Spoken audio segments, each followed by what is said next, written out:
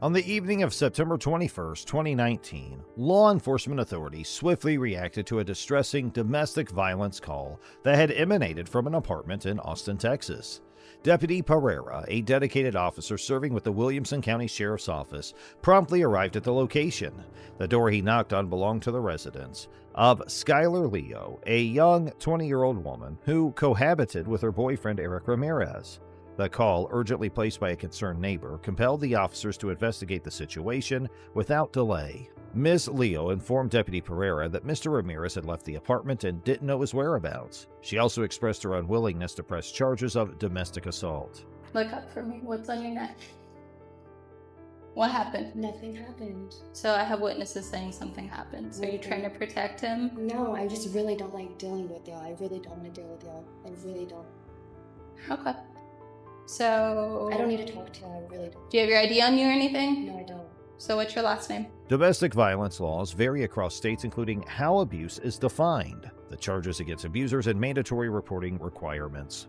In Texas, officers have discretion in making arrests for domestic violence incidents. Despite Ms. Leo's reluctance to press charges, law enforcement and prosecutors can pursue criminal actions based on their investigation and evidence. Texas law emphasizes the protection of domestic violence victims, regardless of their cooperation. So, were y'all... I'm trying to figure out why your friends called the cops. What friend? Or your witnesses, whoever was over here that called us. So what? We got into an argument. Okay. That's it. Literally. Okay. It was nothing physical? Nothing physical. Where are the marks on your neck from?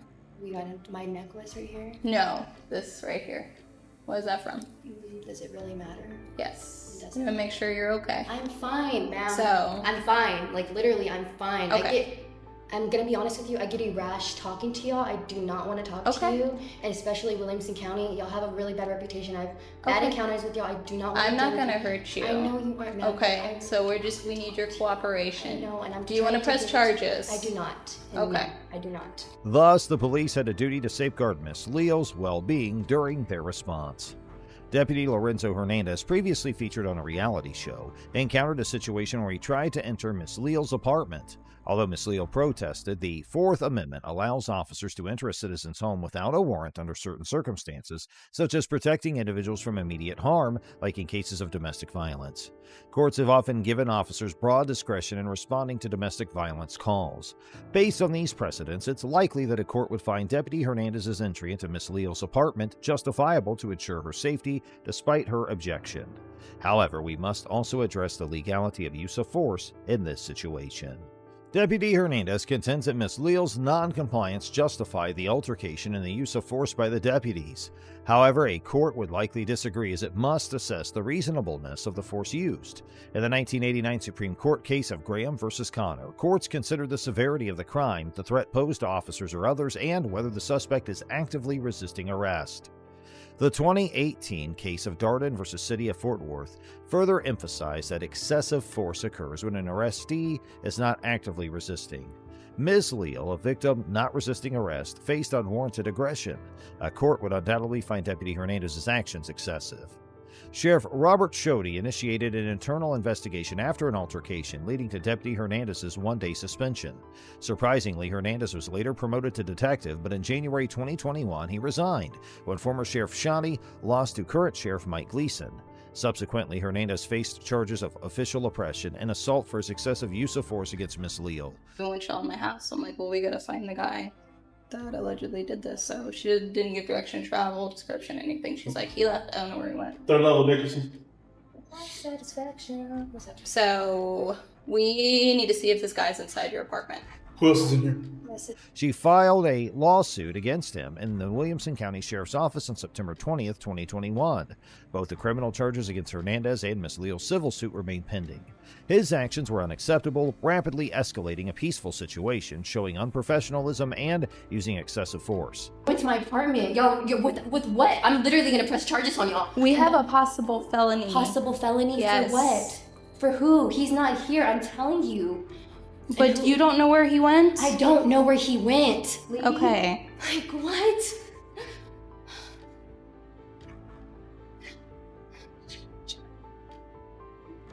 Yeah, so you handle the couch. You can understand where you're in handcuffs right now? So what happened? We were trying to talk, right? That's all we were trying to do? Okay, so I'm gonna take Is there these a light in handcuffs here? off you. How do you turn the light Are on? we gonna be cool if we take these handcuffs off? The light's not on. It's not on. All right, ma'am. So I wasn't here with information she relayed to you. When we come to stuff like this, we're going to check for safety reasons, okay? We're going to make sure he's not here and you're not hiding him. We understand you don't want to cooperate. We can't force you to do that. We get that. We understand that. But you don't do what you just did. Not when we show up for something like this. We don't get your cooperation. That is what happens. Yes. Okay? The deputy's authority to enter Miss Leal's apartment for the domestic disturbance is still debated. Here's our next story of a cop getting fired. On June 26, 2020, a 73-year-old woman named Karen Gardner, who suffered from dementia and sensory aphasia, which impaired her ability to communicate and understand, attempted to leave a Walmart in Loveland, California, carrying unpaid items worth $13.88. Store employees stopped her for leaving, and Miss Gardner tried to offer her a credit card to pay for the items, but they refused and took the items back. Eventually, she left the store. Subsequently, a Walmart employee reported the incident to the Loveland Police Department, and Officer Austin Hopp responded to the call. He located Miss Gardner as she was walking home on the side of the road and pulled up behind her with his lights on. When she didn't stop, he parked his vehicle and approached her. After failing to effectively communicate with Miss Gardner, Officer Hopp grabs her and throws her to the ground in an attempt to restrain her. Ma'am, police, stop. You want to stop with lights on, siren? Stop. You just left Walmart. Do you need to be arrested right now? No. Okay. Let's stop. Miss Garner, visibly confused, repeatedly tells Officer Hopp that she's going home, as the two engage in a brief scuffle. Eventually, Officer Hopp's able to place Miss Garner into handcuffs and lead her back to his patrol car. Shortly after Officer Hopp gained control of Miss Garner, Daria Jalali arrived on the scene. The two officers, Hopp and Jalali, once again forced Miss Garner to the ground. Officer Jalali assisted Officer Hopp in restraining Miss Gardner's feet and placing her in the patrol vehicle. A concerned citizen confronted Officer Hopp about his conduct. Officer Hopp defended himself, claiming he had the authority to use force, but the citizen believed it violated department policy, Colorado law, and the U.S. Constitution. I'm not going. Why are you fighting with me? And why are you trying to slip the cuffs off? I'm going home.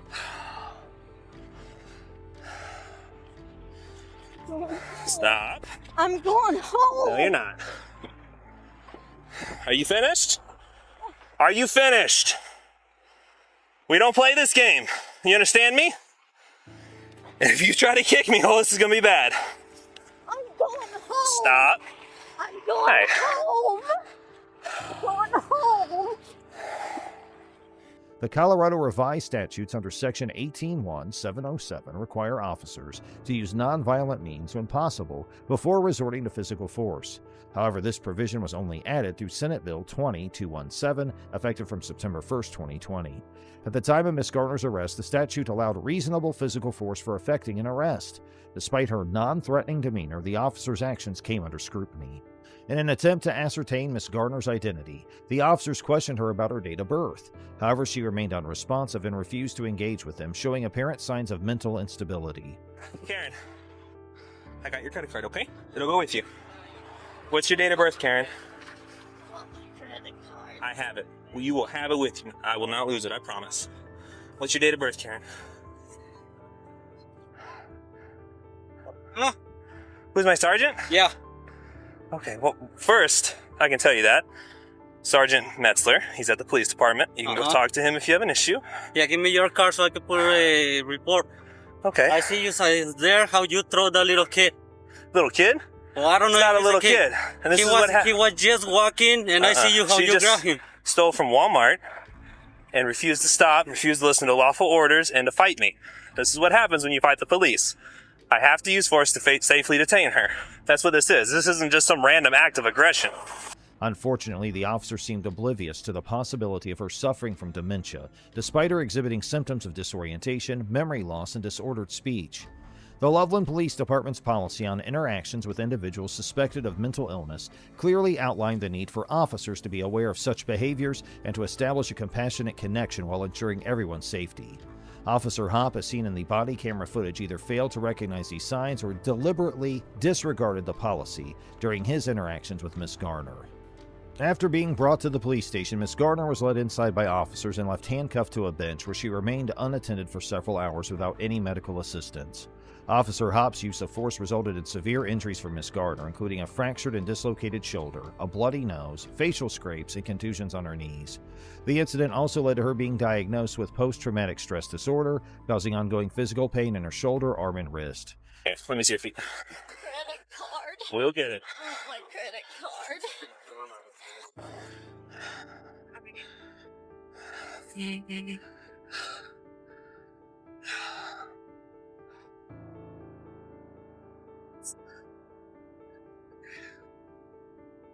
Karen, I got your credit card, okay? It'll go with you. What's your date of birth, Karen? Oh, my credit card. I have it. You will have it with you. I will not lose it, I promise. What's your date of birth, Karen? Security footage at the station revealed officers Hopp and Jalali revealing body camera footage with community service officer Tyler Blackett, who was seen celebrating the harm caused to Miss Garner. In his narrative report on the use of force, Officer Hopp recounted that upon contacting the suspect, she attempted to flee, leading to her being placed on the ground to ensure safe detainment. The suspect resisted arrest persistently, necessitating the application of multiple controlling holds.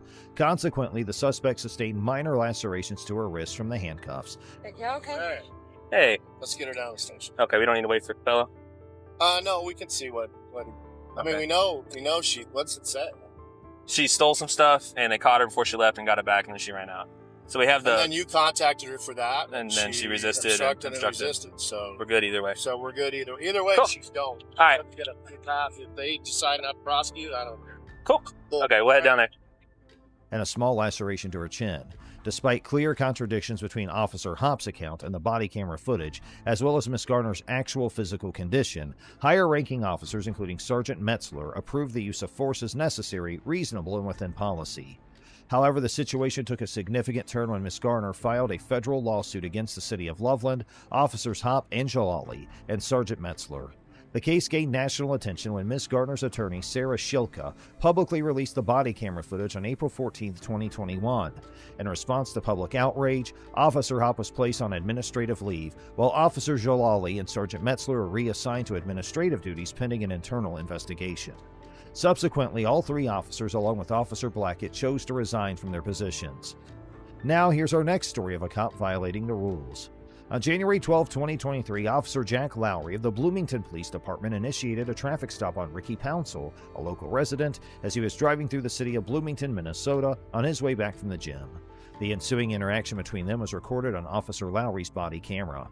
Officer Lowry informed Mr. Council that he had been pulled over for driving on the center lane and subsequently documented in his police report that the stop was due to a lane violation and driving at 53 miles an hour in a 60-mile-per-hour zone as per Section 169.15 of the Minnesota statutes. The statute states that driving at a slow speed impedes normal traffic and it's prohibited unless necessary for safety or compliance with the law. However, considering the vehicle's weight and the highway grade, Officer Lowry's belief of Mr. Council's violation may not be reasonable, as he was driving slightly below the speed limit. Additionally, Officer Lowry claimed Mr. Council was drifting between lanes, which under Section 169.8 requires driving within a single lane unless it can be done safely. Was valid license, everything? Okay. Anytime, man. Okay. License status valid. Rental car, pretty distinct reaction to my presence, and then going like 55 in middle lane, and wasn't really cooperative with me at all. Didn't want to tell me where he was going. There's some luggage in the back seat too. There's what? A couple bags in the trunk. Okay. He didn't seem super cooperative, so I'm just gonna pull him out and try to talk him out here. Ricky, right? The U.S. Supreme Court has upheld that pretextual stops, motivated by investigating potential criminal activity, are constitutionally valid, regardless of the officer's true motivations. Thus, if the court accepts Officer Lowry's statement about the lane violation, the traffic stop is likely to be deemed constitutionally valid. According to the police report, Officer Lowry conducted a search of the vehicle, finding only vitamin C capsules. Subsequently, Mr. Pouncil was released after being detained for approximately 35 minutes. The incident came to light when Mr. Pouncil's nephew reached out to relay the details. Despite Mr. Pouncil and his family's efforts to report the incident to the city of Bloomington, the Bloomington Police Department and the city attorney, no wrongdoing was found on Officer Lowry's part and no corrective actions were taken. The encounter left Mr. Pouncil feeling marginalized and alienated from local authorities. While Officer Lowry avoided physical confrontation, he inappropriately extended the traffic stop without reasonable suspicion and used manipulative tactics to obtain consent for the search. Mr. Pouncil receives a B+ for maintaining composure and filing complaints, but his ability to challenge Officer Lowry's actions was diminished by consenting to the search. From protecting civilians from criminals to becoming the criminal, some cops have been caught cheating their own jobs. The public's confidence in law enforcement is damaged by these dirty cops, which makes it more difficult for good police officers to carry out their duties efficiently. So, what are the worst crimes cops have committed? Get ready to be shocked after finding out what these dirty cops have done. First, let's discuss the story of Rafael Antonio Perez. Rafael was given a job of protecting the public by lawfully dismantling gangs. Instead, he and numerous other officers from the Rampart Division of the Los Angeles Police Department conned gang members out of drugs and cash, while also stealing and manipulating police evidence. When Perez joined the LAPD's Community Resources Against Street Hoodlums or Crash Anti-Gang Task Force, in 1995, he quickly developed a reputation as a tough cop who had a good understanding of the situations in the areas west of downtown Los Angeles that were within Rampart's jurisdiction. But by August 1998, he had been imprisoned for stealing cocaine worth $800,000 from an evidence room. And by the year 2000, he had entered into a plea agreement and accused 70 of his colleagues, crash officers, of misbehavior, ranging from ingesting alcohol while on the job to murder.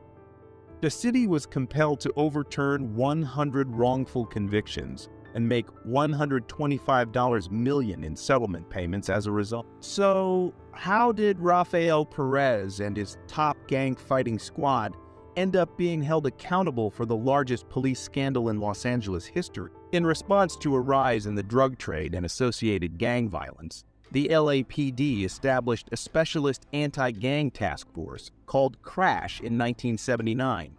The Rampart CRASH unit would represent the ideology of specialized police units that function almost independently. However, CRASH represented one front in a brutal conflict for police like Rafael Perez, who joined the task team in 1995. His reputation as a street-smart, tough cop eventually led to his transfer to Rampart Division's undercover drug team.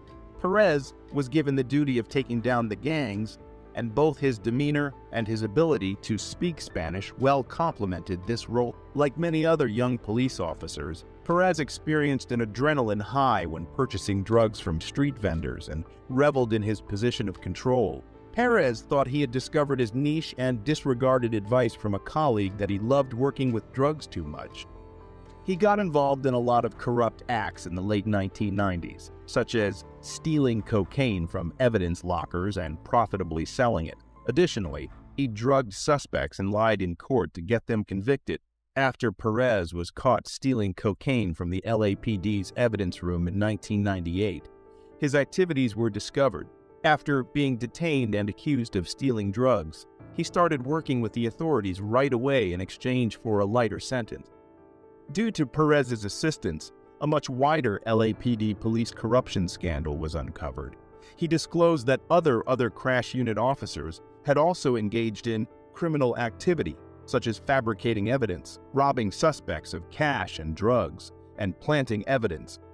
Intense pressure was placed on the LAPD as more police personnel were linked to the scam as the inquiry went on. The controversy prompted considerable adjustments to the department's rules and procedures, including the creation of new oversight structures to guarantee increased accountability and openness.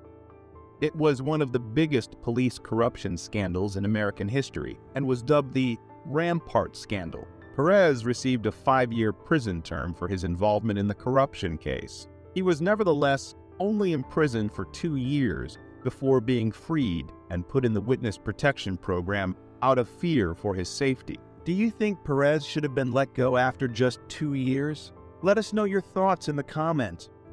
Next, let's check out the criminal duo who were dubbed the Mafia Cops. agents from the DEA and FBI conducted a raid on an Italian eatery off the Las Vegas Strip in 2005 on the basis of drug deal evidence acquired by a wired-up witness. They detained 2 middle-aged men. Both suspects were calmly taken into custody, one of whom had a pistol concealed in his waistband. Yet, the later unsealed indictment against the 2 men would undermine public trust in New York and bring shame on the country's largest police force. Detectives Louis Eppolito and Stephen Caracappa of the NYPD's Organized Crime Homicide Unit were, in fact, hitmen for the mafia. In 1994, the first informant who could characterize 2 corrupt NYPD detectives working for the mafia came forward. Prisoned Lucchese underboss Anthony Gaspipe Casso claimed responsibility for hiring their services. After being apprehended in 1993 after being on the run, Casso made an effort to negotiate a plea agreement by naming people and claimed that Caracappa and Eppolito were his crystal ball for handling informants, rivals, and potential arrests. One witness, Kaplan, testified to the most horrific instances of the mob cops crossing the line, setting up Eppolito and Caracappa to personally murder or give over for the Lucchese family's murder targets through phony arrests and traffic stop. The 2 detectives received a monthly salary of $4,000 for giving Casso information about law enforcement. They were paid extra for killing jobs, including $70,000 for a hit on Gambino crime family leader Eddie Lino, who was thought to have been responsible for a botched assassination attempt on Casso. In April 2006, a Brooklyn federal court jury determined that the duo was accountable for 8 homicides, kidnappings, and other crimes. Eppolito was found guilty on 1 count of ERIC, conspiracy money laundering, drug distribution, and drug conspiracy. Caracappa was found guilty on 1 count of RICO conspiracy. Caracappa, along with Louis Eppolito, were sentenced to life in prison in 2009 for the 8 executions they committed between 1986 and 1986 and 1991. Caracappa got an additional 80-year prison sentence and was issued $4.25 million in fine. The next case will shock you more. It's about the most crooked cop in NYPD history. Officer Michael Dowd testified with striking candor before a panel looking into corruption in the New York Police Department in late September 1993. In his testimony to the Mullen Commission, Mr. Dowd described his decade-long transformation from an honorable rookie in the violent 75th Precinct in East New York, Brooklyn, to what one federal agent termed a once-in-a-generation corrupt cop. When crack cocaine first hit the streets in 1982, Michael Dowd joined the New York Police Department. He was in charge of East New York's 75th Precinct, which had the second highest murder rate in the city, with more than 100 homicides annually. But Mike Dowd soon realized how lucrative the drug trade was in comparison to his $600 weekly paycheck. He first only took money from crime scenes. Yet, when his behavior was left unchecked, he started robbing drug dealers and doing his own drug peddling. By 1986, he had begun working for cocaine trafficker Adam Diaz, who earned $1 million weekly. Dowd was paid generously by Diaz to inform him of impending raids and transport his drugs throughout the city. Diaz wanted an insider to alert him to potential threats since he used East New York supermarkets as fronts for his profitable cocaine activities. He paid Dowd $24,000 and $8,000 weekly pay to buy him out. So, whose story do you think was the most notorious? Let us know in the comments and don't forget to like and subscribe.